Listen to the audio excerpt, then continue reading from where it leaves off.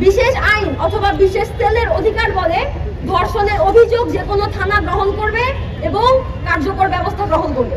শুধুমাত্র নারীদেরকে eve teasing teasing বা যৌন হয়রানি করা হচ্ছে তা না, পুরুষ মানুষরা আসলে রাস্তাঘাটে বের হতে অনিরাপদ বোধ করছে। ক্রাইমগুলো এখন অন্য কেউ করছে, কিন্তু আইনের হাত কেন জানি তাদের পর্যন্ত পৌঁছাচ্ছে না। বিশেষ আইন অথবা বিশেষ সেলের অধিকার বলে ধর্ষণের অভিযোগ যে কোনো থানা গ্রহণ করবে এবং কার্যকর ব্যবস্থা গ্রহণ করবে। যৌন নিপীড়ন বিরোধী সেল কার্যকর করতে হবে, স্বাধীন যৌন নিপীড়ন বিরোধী সেল কার্যকর করতে হবে। সেলে আবশ্যিক নারী সদস্য থাকবে। অপরাধ প্রমাণ সাপেক্ষে দোষীকে শাস্তি দেওয়ার ক্ষমতা উক্ত সেলকে দিতে হবে। দেখা যাচ্ছে যে আগে যে ক্রাইমগুলো ছাত্রলীগ করতো, যুবলীগ করতো বা আওয়ামী লীগ করতো, সেই ক্রাইমগুলো এখন অন্য কেউ করছে, কিন্তু আইনের হাত কেন জানি তাদের পর্যন্ত পৌঁছাচ্ছে না। আমি দেখতে পাচ্ছি যে আইন শৃঙ্খলা বাহিনী, সামরিক বাহিনী বা স্বরাষ্ট্র মন্ত্রণালয় সম্পূর্ণভাবে ব্যর্থ হয়েছে যেই শান্তি বজায় রাখার দায়িত্ব তাদের সেটা পালন করতে। তো সেই জায়গা থেকে আমাদের যে আজকের এই ধর্ষণ ও নিপীড়ন বিরোধী গণপদযাত্রা আমরা আয়োজন করছি। আমরা যদি পুলিশ প্রশাসনের কথা বলতে যাই, অপারেশন ডেভিল হান্ট চলছে, এটাতে বিভিন্ন জন কোনো বিচার বহির্ভূতভাবে রাষ্ট্রীয় খুন হওয়ার অভিযোগ আছে।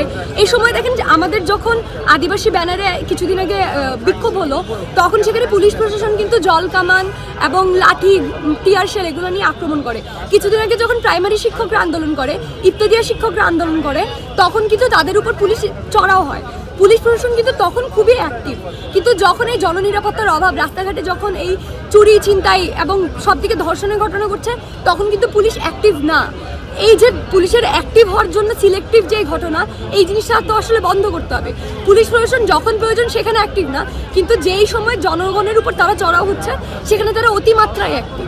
শুধুমাত্র নারীদেরকে ইফটিজিং টিজিং বা যৌন হয়রানি করা হচ্ছে তা না, পুরুষ মানুষরা আসলে রাস্তাঘাটে বের হতে অনিরাপদ বোধ করছে। সন্ধ্যার পর কি, এমনকি দিনের বেলা চলন্ত রিক্সা থেকে মানুষকে ছিনতাই করা হচ্ছে।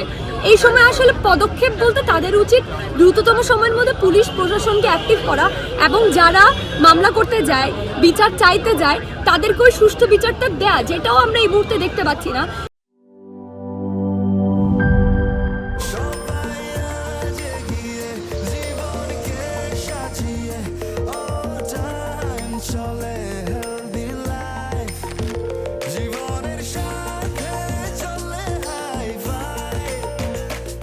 চলার পথে স্বাস্থ্যকর all time honeycomb, all time healthy life.